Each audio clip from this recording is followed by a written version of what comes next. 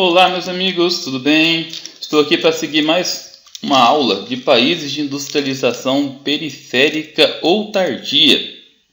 Nessa aula de hoje, dando continuidade à última aula, nós vamos falar sobre a Índia.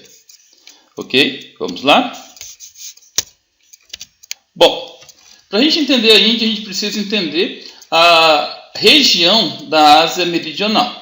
Então, nós vamos começar falando pela população da Índia. Então, olha só. A Ásia Meridional é a região de maior densidade demográfica do planeta, com 300 habitantes por quilômetros quadrados em média. Gente, quando eu falo de Ásia Meridional, eu estou falando de toda aquela região ao sul da Ásia. Índia, Bangladesh, Nepal, Butão e assim por diante. Além da Índia, também se destaca o Paquistão, com 145 milhões de habitantes, e o Bangladesh, com 140 milhões de habitantes. Esses dados foram tirados do material do COC, da apostila do terceiro ano do ensino médio. A Índia é o segundo país mais populoso e povoado do mundo, com 1,21 bilhão de habitantes, 1 bilhão e 210 milhões de habitantes, e 331 habitantes por quilômetros quadrados. Em primeiro lugar está a China, como o país mais populoso do mundo. Estima-se que a Índia vai passar a China nos próximos anos. Possui elevadas taxas de crescimento natural. As populações desses países, agora eu estou falando da Ásia Meridional como um todo, apresentam péssimos indicadores socioeconômicos, com elevada taxa de mortalidade infantil, altos índices de analfabetismo, baixa qualidade de vida, subnutrição e desnutrição.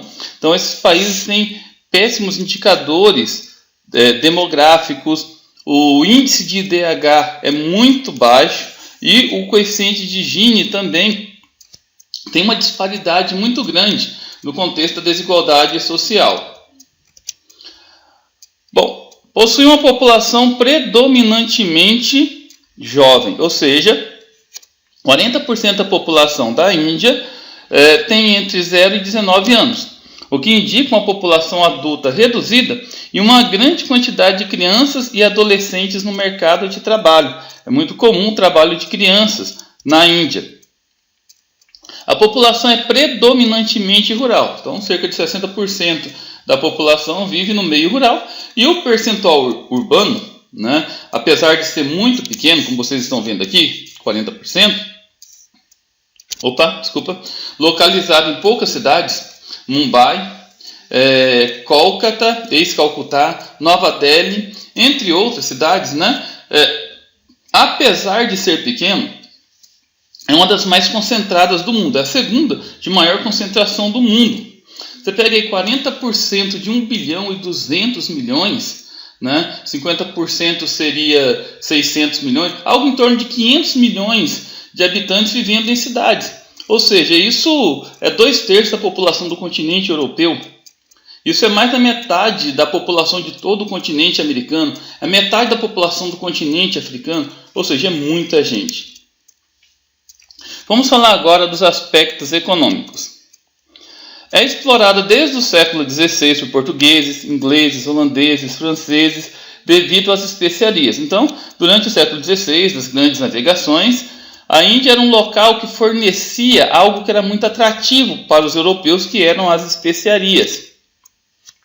A colonização pela Inglaterra se consolidou a partir do século XVIII, a partir de 1763, até por consequência da Revolução Industrial, e terminou em 1947, sob a liderança de Mahatma Gandhi. É bom a gente lembrar que esse período, 1947, o período pós-Segunda Guerra, o mundo estava muito voltado para o contexto da paz, já havia criado a ONU, a Inglaterra estava fragilizada economicamente e militarmente, e a grande quantidade de protestos pacíficos, na verdade, na Índia, acabou culminando com a independência dela. Imagem do Mahatma Gandhi, Mohandas Karamchand Gandhi, 1869-1948, líder político e espiritual da Índia, comandou o movimento de não violência ou desobediência civil contra o domínio britânico, que resultou na independência do país em 1947. Ainda falando sobre os aspectos econômicos. Começou a se industrializar no período pós-independência, ou seja, no período pós-Segunda Guerra, motivado por investimentos externos, mercado interno com probabilidade de crescimento, abundante mão de obra e recursos minerais diversos e abundantes. A Índia tem grandes recursos, grandes reservas de minério de ferro, de carvão mineral, um grande potencial demográfico, o que resulta em grande quantidade de mão de obra e também um mercado interno, um mercado consumidor muito promissor. A agropecuária ocupa boa parte da PEA, da população economicamente ativa, embora se destaque a agricultura familiar com baixa produtividade e mão de obra braçal. Os principais produtos são a juta, cana-de-açúcar, chá. Na pecuária, o destaque são os búfalos, caprinos e ovinos. Apesar da Índia ter um dos maiores rebanhos bovinos do mundo, o gado bovino ele é considerado sagrado, porque 80% da Índia pratica o hinduísmo. E para o hinduísmo, o gado, a vaca, o boi, são animais sagrados, não podem ser consumidos. Mas são muito utilizados na agropecuária para a força de tração. Na atividade industrial, destaque para as cidades de Mumbai, Madras, Nova Delhi, Calcutá ou Kolkata e Bangalore. São as cidades mais industrializadas. Os setores mais desenvolvidos são a siderurgia, carvão e minério de ferro abundante, como eu já comentei, a indústria têxtil, a juta e o algodão, e também é um dos maiores exportadores de softwares do mundo. Nessa imagem nós temos as principais regiões industrializadas da Índia. Olha só, o Vale do Damodar, famosa região siderúrgica, também conhecida como Vale do Ruhr da Índia, uma referência ao Vale do Ruhr europeu. O destaque é a cidade de Rourkela e fica nessa região aqui, ok? A zona do Tamil, indústrias diversificadas, automóveis, navios, locomotivas, aviões e química, destaque para a cidade de Madras. Essa região aqui é o sul da Índia. A cidade de Bangalore também tem um grande destaque. As zonas de Kolkata e Mumbai, ou Calcutá e Bombay, industrialização têxtil tradicional relacionada à agropecuária, tem avançado na produção de energia atômica. Essa região aqui, mais ao leste e aqui mais ao oeste. Agora você se pergunta, por que a produção de energia atômica? Porque a demanda é muito grande. E como o território não é tão grande assim, não tem tantos recursos naturais, e a energia atômica, a energia nuclear, ela produz uma grande quantidade de energia pelo espaço reduzido, então é viável para a Índia. Vamos falar rapidamente sobre a questão geopolítica na Índia. Tá? A Caxemira, está vendo essa região aqui? Então, olha só. O Paquistão, e bem aqui tem uma região que também fazia parte do Paquistão. Esse aqui é o Paquistão ocidental, e aqui onde hoje é conhecido como Bangladesh, o Paquistão oriental.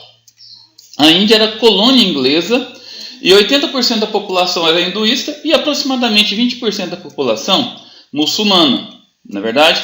E a Inglaterra tinha vários problemas de controlar, porque tinha muitos conflitos entre essas duas populações. Então, o Paquistão foi criado para remanejar o povo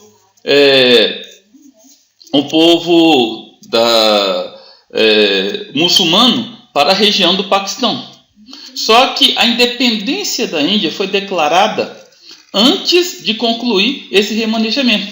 Essa região aqui, que é a Caxemira, ficou dentro do território do Paquistão, só que é uma população majoritariamente hindu. E virou uma região de conflito, pois possui grandes reservas de recursos minerais. Então aqui nós temos uma imagem um pouco mais ampliada. Tem uma área sob o controle do Paquistão, uma área sob o controle da Índia, uma pequena área que fica dentro dos domínios da China. Tá? A maior preocupação relacionada a esse conflito geopolítico, pela posse da Caxemira, é que tanto a Índia quanto o Paquistão hoje possuem armamentos pesados e armamentos nucleares. Então já tiveram vários conflitos, pelo menos 3 grandes conflitos, de 1948, né, até o começo do século XXI, e é uma área de intensa instabilidade política. Gente, é isso aí. Nós acabamos de estudar sobre a Índia. Espero que vocês tenham lembrado de todas as minhas explicações. E vamos estudar, que o Enem está chegando. Valeu, galera!